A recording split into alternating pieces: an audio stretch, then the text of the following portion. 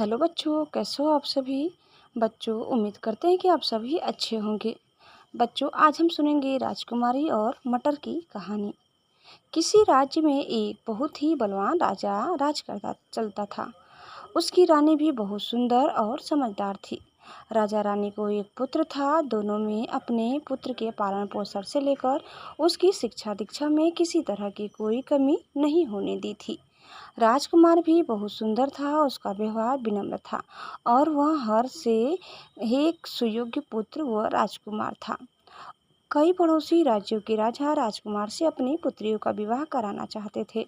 उन्होंने राजा रानी के पास विवाह के लिए प्रस्ताव भी भेजे थे। वही राजा रानी चाहते थे कि उनके राजकुमार का विवाह किसी सुंदर, समझदार और संवेदनशील जैसी राजकुमारी से ही हो, जो हर तरह से उनके पुत्र के लिए योग्य हो। राजा ने अपने राजकुमार को उन राज्यों में भेजा जहां से उसके लिए विवाह के प्रस्ताव आए थे। राजा चाहते थे कि राजकुमार खुद उन राजकुमारियों से मिले, उन्हें समझे और अपने लिए एक सुयोग्य पत्नी का चुनाव करे।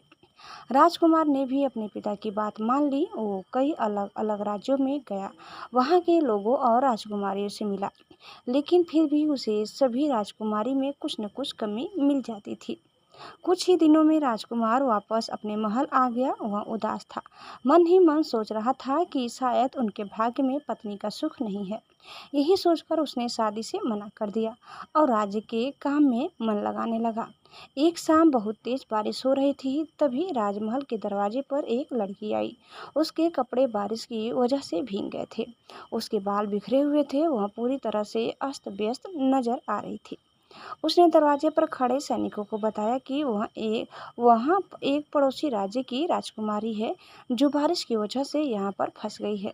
ऐसे मौसम में वह अपने महल नहीं जा सकती है, इसीलिए वह यहाँ पर शरण लेने के लिए आई हुई है। लेकिन उस लड़की की हालत देखकर उन्हें यकीन नहीं हो रहा था कि वह कोई राजकुमारी है। उन्होंने राजा रानी को उस लड़की की बात बताई। रानी ने उसे महल में शरण दे दी, लेकिन उसकी बात कितनी सच है यह जानने के लिए रानी ने उसकी परीक्षा लेने की योजना बनाई। रानी ने उस लड़की के सोने के लिए एक पलंग सजाया, जिस पर 20 मुलायम गद्दे बिछाए। फिर उसके ऊपर से एक रेशम की चादर बिछा दी। रानी ने बड़ी ही चतुराई से उस रेशम चादर और 20 गद्दों के नीचे एक मटर का दाना भी रख दिया और फिर उसी बिस्तर पर लड़की को सोने के लिए कहा। अगले दिन जैसे ही वह लड़की अपने सोने के लिए कमरे से बाहर आई, तो रानी ने बड़ी ही बेसब्री से उससे पूछा कि उसे रात में नींद कैसी आई। इस पर उस लड़की ने कहा वह पूरी रात नहीं सो पाई, उसे उसके बिस्तर पर कुछ चुभ रहा था। यह सुनकर रानी को यकीन हो गया कि वह लड़की सच कह रही है, वह कोई राजकुमारी है।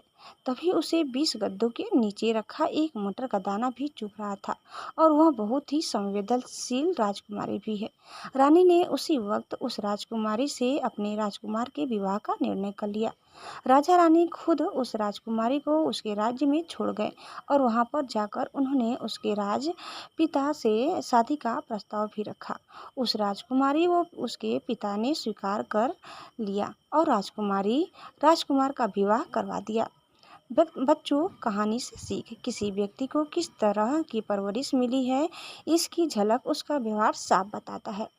बच्चों, उम्मीद करते हैं कि कहानी जरूर पसंद आई होगी। कैसी लगी कमेंट करके बताइए। चैनल में नए हैं तो प्लीज़ लाइक, शेयर और सब्सक्राइब करना न भूलें। धन्यवाद। Bye bye.